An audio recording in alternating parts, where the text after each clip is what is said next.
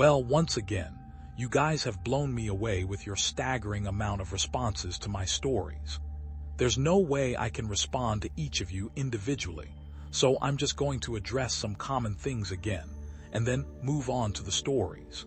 I'm going to write as many as I can think of, in addition to my friends' stories, and I will probably not update again until I get a chance to answer some questions that I myself have for my superiors. I am not comfortable talking about where exactly I work, unfortunately. In all reality, some of the things I've mentioned here could get me in a lot of trouble or fired, so it's best if I just don't discuss too much. I will say that I'm in the United States, and in an area that is comprised of a great deal of wilderness. We're talking hundreds of miles of thick forest, with a mountain range and a few lakes.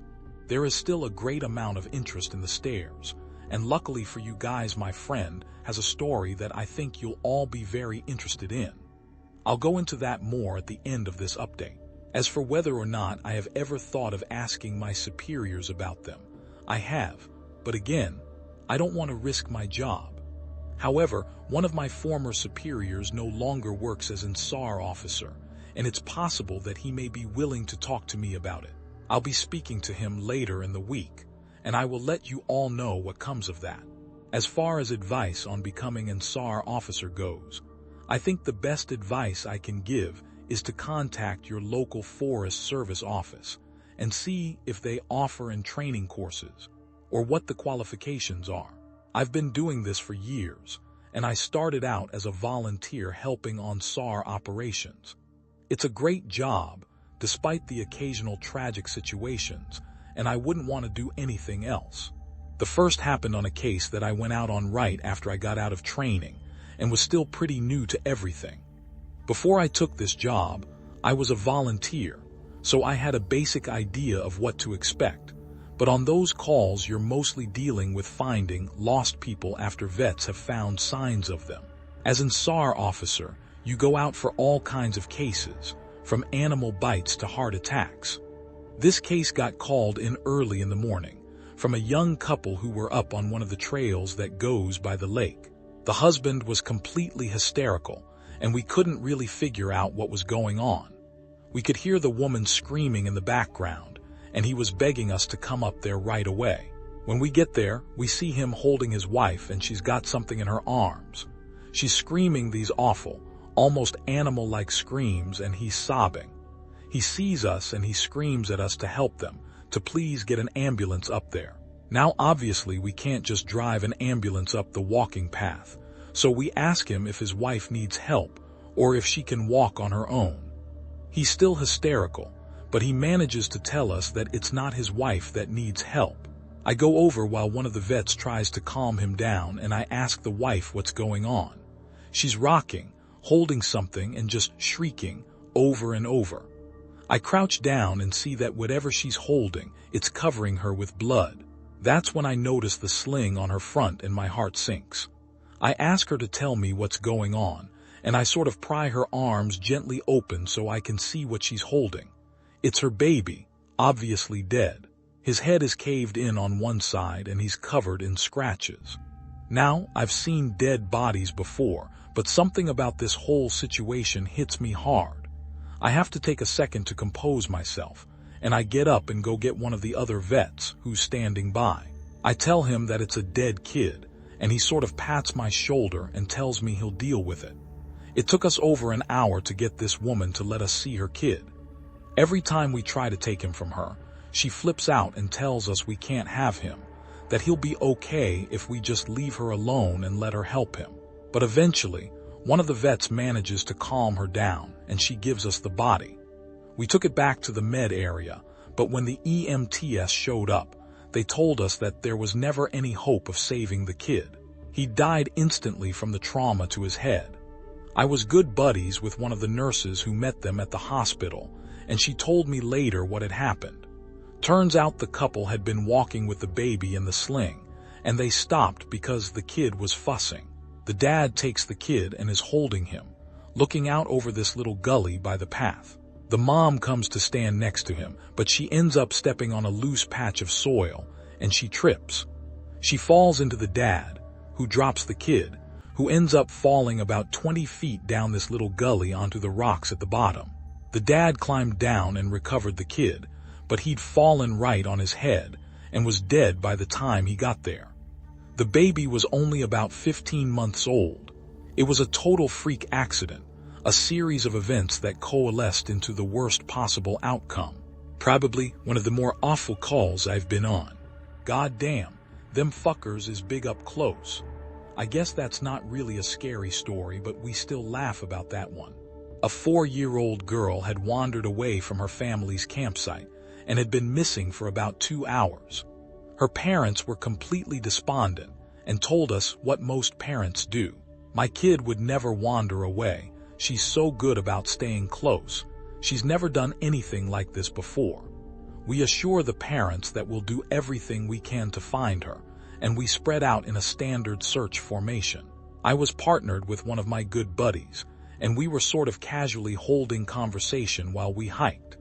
I know it sounds callous, but you do sort of become desensitized when you've done this long enough. It becomes the norm, and I think to a certain extent you have to learn to desensitize yourself in order to work this job. We search for a good 2 hours, going well beyond where we think she'd be, and we come out of a small valley when something makes us both stop in unison. We freeze and look at each other, and there's almost a sensation like a plane depressurizing. My ears pop, and I have this odd sensation of having dropped about 10 feet. I start to ask my buddy if he felt that, but before I can, we hear the loudest sound I've ever heard in my life. It's almost like a freight train passing directly by us, but it's coming from every direction at once, including above and below us. He screams something to me, but I can't hear him over this deafening roar. Understandably freaked out, we look all around us, trying to find the source of the sound, but neither of us sees anything. Of course, my first thought is a landslide, but we're not near any cliffs, and even if we were, it would have hit us by now. The sound goes on, and we're trying to yell to each other, but even standing close together, we can't hear anything but this sound. Then, as suddenly as it starts, it stops, like someone threw a switch and cut it off. We stand there for a second, perfectly still, and slowly the normal sounds of the woods come back. He asks me what the fuck just happened, but I just kind of shrug, and we stand there looking at each other for a minute. I get on the radio and ask if anyone else just heard the end of the fucking world, but no one else hears it, even though we're all within shouting distance of each other. My buddy and I just sort of shrug it off and keep going. About an hour later, we all check up on the radios and no one's found the little girl. Most of the time, we won't search when it gets dark, but because we don't have any kind of lead on her, a few of us decide to keep going, including me and my buddy. We keep close together, and we're calling out for her every couple of minutes. At this point, I'm hoping beyond hope that we find her, because while I may not like kids, the idea of them being out all alone in the dark is awful. The woods can be intimidating to kids in the daylight. At night, well, it's a whole different beast. But we're not seeing any signs of her or getting any responses, and around midnight, we decide to turn around and head back to the rendezvous point. We're about halfway back when my buddy stops and shines his light to the right of us, into a really thick deadfall or group of dead trees. I ask him if he's heard a response, but he just tells me to be quiet a second and listen. I do, and in the distance, I can hear what sounds like a kid crying. We both call the girl's name and listen for any kind of response, but it's just this really faint crying. We head in the direction of this deadfall and go around it, calling her name over and over. As we get closer to the crying, I start getting this weird feeling in my gut, and I tell my buddy that something isn't right. He tells me he feels the same way, but we can't figure out what it is. We stop where we are and call the girl's name again, and at the same time we both figure it out. The crying is on a loop. It's the same little hitching sob, then wail, then quiet hiccup, repeated over and over. It's exactly the same every time, and without saying another word, we both take off running. It's the only time I've ever lost my composure like that, but something about it was so incredibly wrong, and neither of us wanted to stay out there anymore. When we got back to the rendezvous, We asked if anyone else had heard anything strange, but no one else knew what we were talking about. I know it sounds sort of anticlimactic, but that call fucked me up for a long time. As for the little girl, we never found a trace of her. We keep an eye out for her, and all the other people who we've never found, but frankly I doubt we'll ever find anything. A teenage boy whose remains were recovered almost a year after he vanished. We found the top of his skull, 2 finger bones, and his camera almost 40 miles from where he was last seen. The camera, sadly, was destroyed. The pelvis of an older man who had vanished a month earlier. That was all we found. The lower jaw and right foot of a 2-year-old boy, on the highest peak of a ridge in the southern part of the park. The body of a 10-year-old girl with Down syndrome, almost 20 miles from where she'd vanished. She had died of exposure 3 weeks after going missing, and all of her clothes were intact except for her shoes and jacket. There were berries and cooked meat in her stomach when they did the autopsy. The coroner said it appeared as if someone had been taking care of her. There were no suspects ever identified. The frozen body of a 1-year-old baby, found a week after vanishing in the hollow trunk of a tree 10 miles from the area he was seen last. There was fresh milk found in his stomach, but his tongue was gone. A single vertebra and right kneecap of a 3-year-old girl, found in the snow almost 20 miles from the campground her family had been at the previous summer. He's had a closer encounter with them. Though he doesn't have any explanation for them, he does have a bit more experience with them than I do. My buddy has been an SAR officer for about 7 years. He started when he was a junior in college, and he had a very similar experience when he first encountered the stairs. His trainer told him almost the same thing mine did, which was to never go near, touch, or ascend them. For the first year, he did just that, but apparently his curiosity got the better of him, and on one call he broke away from the line and went to go check a set of them out. He said they were about 10 miles from the path where a teenage girl had vanished, and the dogs were following a scent. He was on his own, lagging behind the main group, when he saw a set of stairs off to his left. They looked like they were from a new house because the carpeting was pristine and white. He said that as he got closer, he didn't feel any different or hear any weird noises. He was expecting something to happen, like bleeding from his ears or collapsing, but he got right up next to them and didn't feel anything. The only thing, he said, that was odd was that there was absolutely no debris on the steps. No dirt, leaves, dust, anything. And there didn't appear to be any signs of animal or insect activity in the immediate area, which he found strange. It was less like things were avoiding them, and more like they just happened to be in a relatively barren part of the forest. He touched the stairs, and didn't feel anything except that sort of sticky feeling you get from new carpet. Making sure his radio was on, he slowly climbed the stairs. He said it was terrifying because the way they'd been stigmatized, he wasn't really sure what was going to happen to him. He joked that half of him expected to be teleported to some other dimension, and the other half was watching for a UFO to come swooping down. But he got to the top with little event, and he stood there looking around. But he said, the longer he stood on the top step, the more he felt like he was doing something very, very wrong. He described it as the feeling you'd get if you were in a part of a government building you have no business being in. As if someone was going to come and arrest you, or shoot you in the back of the head at any second. He tried to brush it off, but the feeling got stronger and stronger, and that's when he realized that he couldn't hear anything anymore. The sounds of the forest were gone, and he couldn't hear his own breathing. It was like some kind of weird, awful tinnitus, but more oppressive. He climbed back down and rejoined the search and didn't mention what he'd done. But he said the weirdest part came after. His trainer was waiting back at the welcome center after the search ended for the day, and he cornered my buddy before he could leave. He said his trainer had this look of intense anger and he asked what was wrong. "You went up them, didn't you?" My buddy said it wasn't phrased as a question. He asked how his trainer knew. The trainer just shook his head. "Because we didn't find her. The dogs lost her scent." My buddy asked what that had to do with anything. The trainer asked how long he'd been on the stairs, and my buddy said no more than a minute. The trainer gave him this really awful, almost dead-eyed look, and told him that if he ever went up another set of stairs again, he'd be fired. Immediately, the trainer walked away, and I guess he's never answered any of the questions my buddy has asked him about it since. My buddy has been involved in a lot of missing persons cases where there's never been a trace of them found.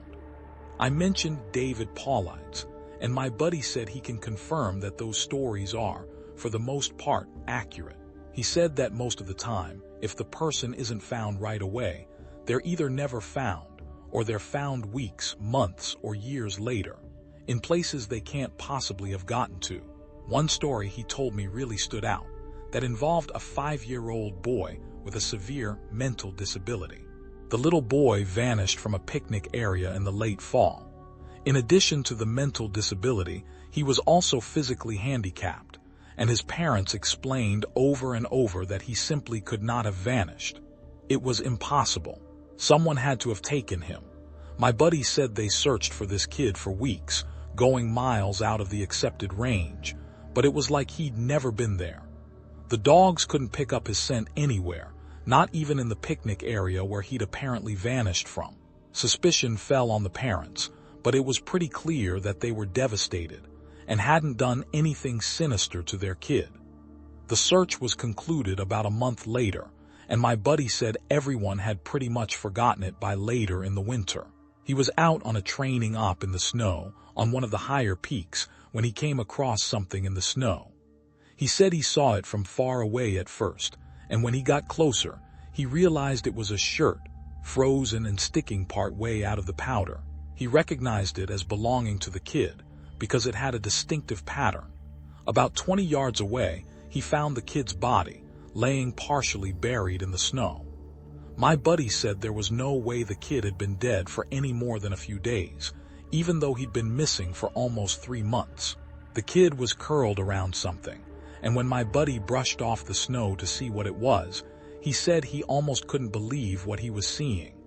It was a big chunk of ice that had been carved crudely to look sort of like a person. The kid was holding it so tight that it had frostbitten his chest and hands, which my buddy could tell even with the decay that had taken place. He radioed the rest of the crew, and they took the body off the mountain. Now he recapped all of this for me, and to put it simply, there was no way this kid could have both survived for almost 3 months on his own, or have gotten to this peak.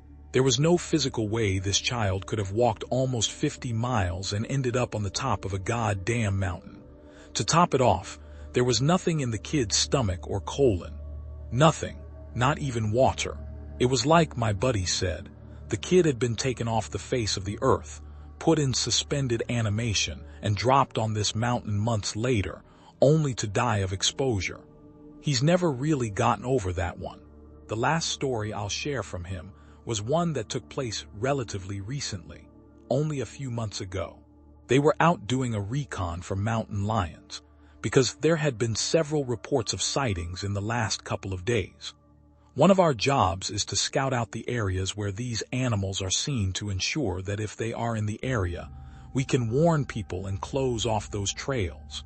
He was out on his own in a very heavily forested part of the park toward dusk when he heard what sounded like a woman screaming in the distance. Now, as most of you know, when a mountain lion screams, it sounds almost exactly like a woman being brutally murdered. It's unsettling, but far from abnormal. My buddy radioed back and let ops know that he'd heard one, and that he was going to keep going to see if he could figure out where its territory started. He heard the mountain lion scream a couple more times, always from the same spot, and determined the approximate area of the mountain lion's territory. He was about to head back when he heard another scream, this time within only a few yards of him.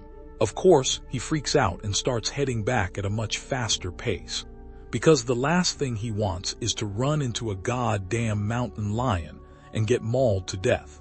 As he got back on the path and started heading back, the screaming followed him and he broke into a jog. When he was about a mile from ops, the screaming stopped and he turned around to see if it was following him. It was almost night by this point, but he said in the distance, just before the path rounded a corner, he could see what looked like a male figure. He called out to them, warning them that the paths were closed and that he needed to come back to the welcome center. The figure just stood there and my buddy started to walk over. When he was about 10 yards away, the figure took, as he described, an impossibly long step toward him and let out the same scream my buddy had been hearing. My buddy didn't even say anything. He just turned and sprinted back to Ops, never looking behind him. By the time he got back, the screaming had moved back into the woods. He didn't mention it to anyone else, just said that there was a mountain lion in the area and that they would need to close those paths until the animal could be located and moved. I'm going to end this entry here, since it's turned into a huge wall of text. I'm going to be heading out on a yearly training op tomorrow morning, so I'll be gone until early next week. I'll be meeting with a lot of former trainers and buddies who work in other areas of the park, and I'll be asking around about any stories they'd like to share. I'm so glad you guys have been interested in my stories, and once I'm back from this op, I'll continue to share them.